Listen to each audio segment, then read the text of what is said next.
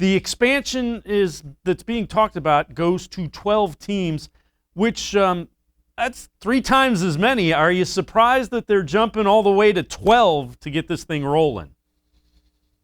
A little bit, yeah. I'm not surprised at the expansion. I think we all knew this was coming.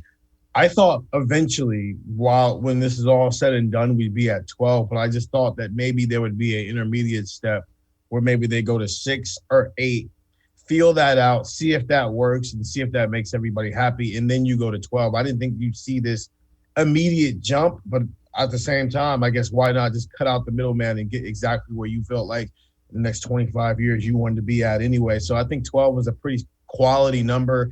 I mean, it gets all the Power 5 conference champs in. It gets some of the Group of 5 people to feel happy about themselves if they can get into the playoff as well. And I think you get a real true champion if you've got to win 3-4 games in order to win a national championship. The other thing is, it's kind of interesting. So what's being talked about is the top 4 conference winners that are ranked as the highest 4 conference winners would get the first 4 seeds. They would get buys. What that means is a team like, say, Notre Dame couldn't be one of the top 4 seeds and get a bye. Yeah, good. Join a conference. It's 2021, Notre Dame. Stop trying to be difficult and just join a conference. You just did it this past season, and look what happened. You made the playoff. So, yeah, I'm glad that there was no special treatment that was put into play for Notre Dame. And really what we're talking about here with these buys is you're talking about Alabama's going to get a bye because they're probably going to win the SEC. Clemson's going to get a bye because they're going to win the ACC. And Ohio State's going to get a bye because they're going to win the Big Ten. Those are the 3 best programs in college football. And then that last bye will probably be Oklahoma, Oregon, USC.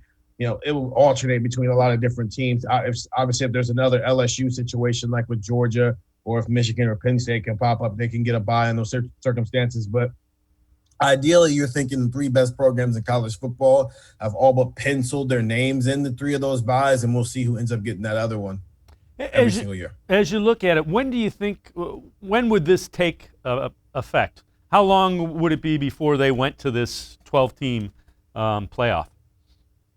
So the sooner the better, right? Obviously, they're not going to do it this year. We're going to stick with this format. And then 2022, you probably stick with this 4-team playoff again with that format. But 2023 is the earliest you can do it. And that's actually what makes the most sense from all standpoints. First of all, why are we doing this? Money. So if you want to capitalize on that as quickly as possible, then 2023 is probably an ideal spot to look at for when we get to this 12-team playoff. But since nothing is set in stone, and right now it's just an official proposal, I mean, anywhere between 2023 and 2026 seems like a likely ideal spot for this to start coming into place. But in the next 5 years, I think we'll see the 12-team playoff, whether it's sooner or later. The other thing is it seems to me like, the team that's the darling from the conference or the Group of 5, the Central Floridas or fill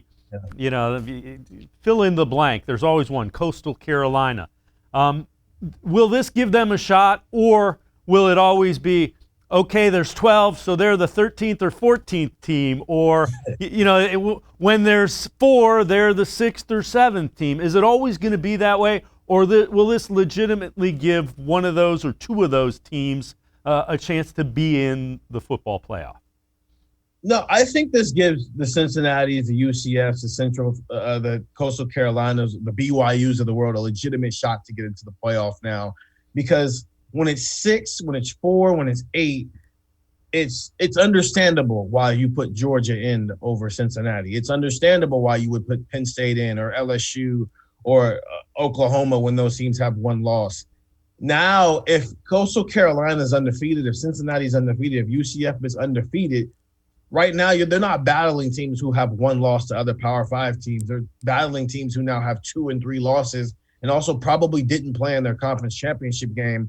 And so it doesn't make sense if you don't put those teams in at that point. And so what you'll start to see is the 8, 9, 10, 11 seeds are where you'll see those teams live. I don't think you're going to see more than maybe sometimes you'll see 2. Like I think this past year, had we had this set in stone, you would have saw Cincinnati and Coastal Carolina get in as 2 undefeated Group of 5 teams. But most of the time, whoever is the UCF of that year in a 12-team playoff can get in. as long as they win their conference championship. Right, and the thing that this proposal has is the top 6 ranked conference champions. So that's the Power 5 and probably the best of the group of 5 beyond them. Do you think this legitimately has a chance at happening? Do you think this happens? Just a kind of a gut feeling. I know they're gonna discuss it at length. I believe it's a week from today. Next Friday is when they're gonna make this proposal and kind of hash it out a little bit. Yeah, this is going to happen. It has to happen at this point. Expansion has to happen, and this many details probably doesn't get made public if you don't have a gut feeling like this. We're going to head into this direction. It's less about if and when we're actually going to see it take place at this point, even if it is still just in the proposal stage and you're still working out the details. This was a very detailed proposal that got public, and you don't do all that if you don't have a plan of eventually putting it in place. So if I had to bet some money on it, I'd bet a pretty lump sum, even though I'm not a gambling guy. And the flip side of it is too, it also is, it's really good for the SEC and the Big Ten because it likely means multiple teams, if they've had the type of year that you would expect them to, the top level teams, multiple teams from those conferences are going to be in the 12. Yeah, I think Ohio State benefits more than any team in the country when you think about it, because they've been knocking on the door and have been told no more than anybody else. They've been 5-6 pretty much all 7 years that we've been in this college football playoff. It's either they're in or they're right on the outside, and they just got left out. And then Ohio State fans are in an uproar. So I think Ohio State doesn't get left out anymore. It opens room, though, for the Penn States and the Michigans of the world, or the Wisconsins or the Northwesterns of the world, who are pretty quality programs, but they have to play Ohio State every single year. I think what we're really going to find out, especially in a 12-team playoff where there's multiple teams from conferences, is the SEC really the best conference in college football? Because I think we all assume it, and that's a lot of college football is assuming things. But I do think a lot of the SEC is propped up by the fact that Alabama is the monster that it is.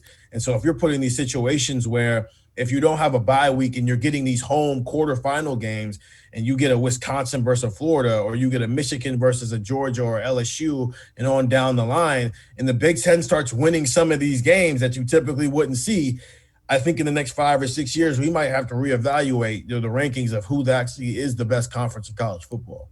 Yeah, and last thing before we take a quick break and we'll shift our focus to the Buckeyes, this is really good for college football because it will open up and create a couple of weeks similar to what goes on with the basketball tournament. It's interesting. I think it's good. Everything has its good and bad. I think it's interesting because everything isn't do or die in week 3 of the college football season anymore. Because not in the old days, today, if Ohio State loses to Oregon, well, then fans are just like, are we going to make the playoff? Are we going to make the playoff? You lose to Iowa, you're out. You lose to, Purdue, you're out. Now you can have one of those early season losses as one of the powers that be in college football and not be on edge thinking that your season is over because your chances of winning a national championship are done. Now, it does put pressure on you to not lose again, but it puts a lot more – it's almost like how it is in the NFL, where it's a lot more about positioning for the playoff than it is whether or not you can actually win a national title just because you lost one game.